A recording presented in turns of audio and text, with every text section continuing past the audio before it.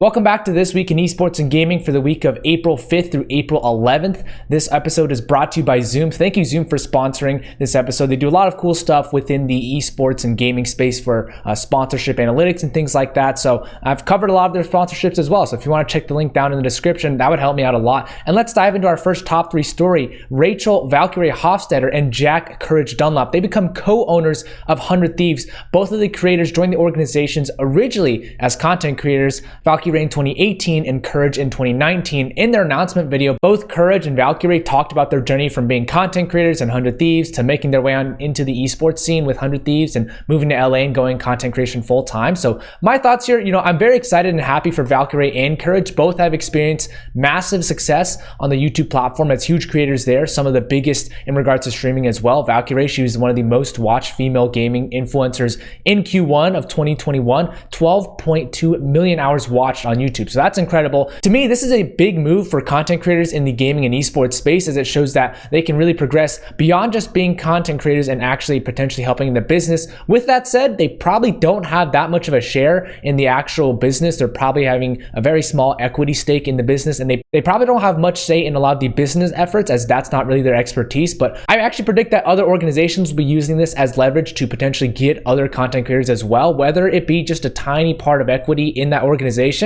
Some content creators could really use that, and so that might be a positive for them. It might be positive for the business as well. We'll see. For our second top three story, TSM launched their collegiate initiative, TSMU. This initiative will provide quality mentorship, guidance, and support, as well as community for those looking to learn and engage with the global esports industry. So obviously this is targeted towards university and younger students, but also it's open to not just students in general. It's open to anybody interested in the space. They'll host a variety of events such as career panels, Q&As with industry professionals as well, and some casual tournaments with watch parties as well. So their Discord server will be the main hub for this community. And so my thoughts here, I think it's really good to actually see more initiatives like this in the esports space. We've seen other orgs do this in the past, like Cloud9. They had Cloud9 University. So TSM is actually taking a step further and opening to everyone, not just students. But it's nice that they're actually doing this to potentially differentiate themselves from other organizations, because a lot of organizations at this point don't really have that big of a brand differentiator. I also presume that this will be a good pipeline for TSM to hire new grads and young grads into their entry-level roles. I mean, it's just a smart decision for HR. And then I could also see TSM potentially partnering in the future with universities as well for this. So we'll see how they kind of approach this in the future. And our last top three story, Play Ventures. They raised $135 million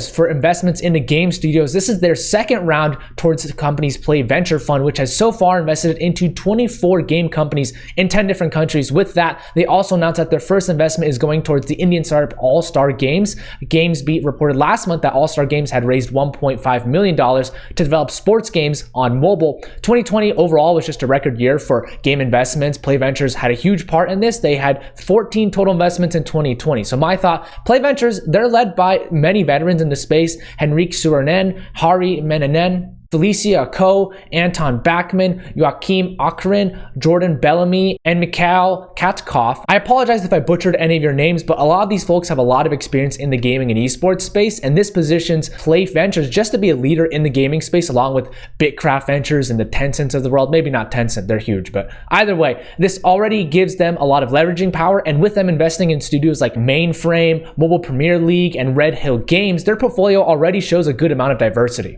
As far as partnerships go, XSET partnered with Ozuna, the Latin artist. This will see Ozuna become an official managing partner of the organization, making him the first ever Latin artist esports team owner. He will get involved in areas like business, content creation, and merch drops. Hacks, they partnered with Nickmercs to release a collection of t-shirts, a hoodie, and a hat. This will come in a customized bag with a personalized note from Nickmercs, and it's also going to be shipped in a customized MFAN box. So a lot of cool things to look forward to there. Riot Games LCS partners with Jackson, a US-based guitar manufacturer, and ROCCAT for the first partnership. LCS and Pentakill, which is Riot Games' virtual heavy metal band, are expected to showcase Jackson's instruments' powerful performance and distinctive style. And for the second partnership, ROCCAT will provide mice and keyboard for the LCS Arena, as well as competition's PC Cafe, the LCS Arcade. Herman Miller partnered with TimtheTatman for him to serve as the first global ambassador with Herman Miller. Herman Miller, they partnered with Logitech G, TSM, the San Francisco Shock, Philly Fusion, and Complexity in the past. US Soccer, they've named Esports Engine as the official production provider for the E-National Team Closed Finals. This collaboration is the first time Esports Engine has joined forces with the Sports Federation. SPORTFIVE and Fnatic partnered to help Fnatic find a main sponsor. This deal will see both parties collaborate to find a new front-of-jersey sponsor for the esports organization Fnatic. This is their first time doing this in 3 years. Blast, they partnered with Danish chair company Leet Gaming as well as MADMONQ for the first partnership. Leet Gaming will be the official chair partner of Blast Premier for players and talent. And for the second partnership, MADMONQ has been named the official health supplement for the Blast Premier Spring Showdown, with both parties looking to collaborate on health and performance-based content. OG Esports, they partner with BMW. BMW Esports has unveiled the Heroes of Rivalry manga series, which features its United in Rivalry team partners, which actually revealed OG Esports as one of the partners newly in this United in Rivalry partnership. They're one of the few organizations that is not League of Legends focused. They have a team in Dota 2 as well as CSGO. Method, they partner with esports performance firm Adamas Esports. Adamas Esports will provide consulting services to Method's World of Warcraft guild, focusing primarily on sports psychology, mental performance, and lifestyle optimization. Enthusiast Gaming, they partner with the esports production company ESPAT TV, not to be confused with ESPAT AI. The deal will leverage Enthusiast Gaming's reach into new demographics, enabling it to attain a wider audience as well. Dignitas, they partner with new Belgian brewing companies Voodoo Ranger. The partnership will see them both collaborate on new content, including the Voodoo Ranger community game nights, where Dignitas athletes and content creators will square off in battles for bragging rights and brews. For finance and M&A, the esports data platform Grid, they raised $10 million in their Series A, with Juju Smith-Schuster involved as well. Other investors included Alinea Capital, Bumble Ventures, and Tar Heel Capital Pathfinder. Grid states that it plans to strengthen its US expansion plans with this Series A. The esports tournament platform Epulze, they raised $5.4 million to help the company expand into its different game titles, functions, and ecosystem beyond just Dota right now. Investors included Swedish financial group Svea Economy and Norwegian Caruso Finance. Tripledot Studios, they raised $78 million in their Series A to accelerate their growth with other studio acquisitions as well as developing new titles. Elridge, Axis Industries, and Lightspeed Venture Partners contributed to this round.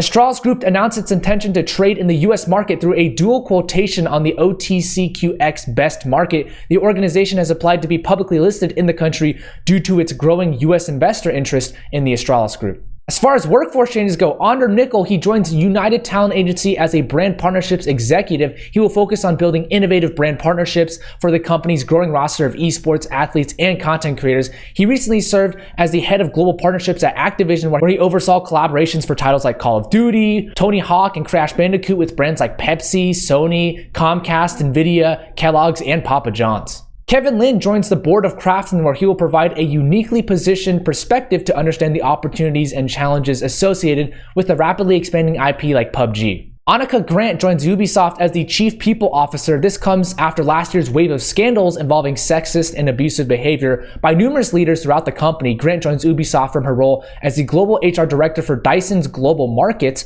Prior to that, she worked at Uber for 3 years, eventually as the Senior Director for HR. Jenna Owens and Elliott Wilkie joined GameStop as the COO and CGO respectively. The former Amazon Director and General Manager of Distribution and Multi-Channel Fulfillment, Jenna Owens, has joined GameStop as the Chief Operating Officer, and Elliott Wilkie joins Jenna as the Chief Growth Officer. Wilkie was formerly Director at Amazon Fresh.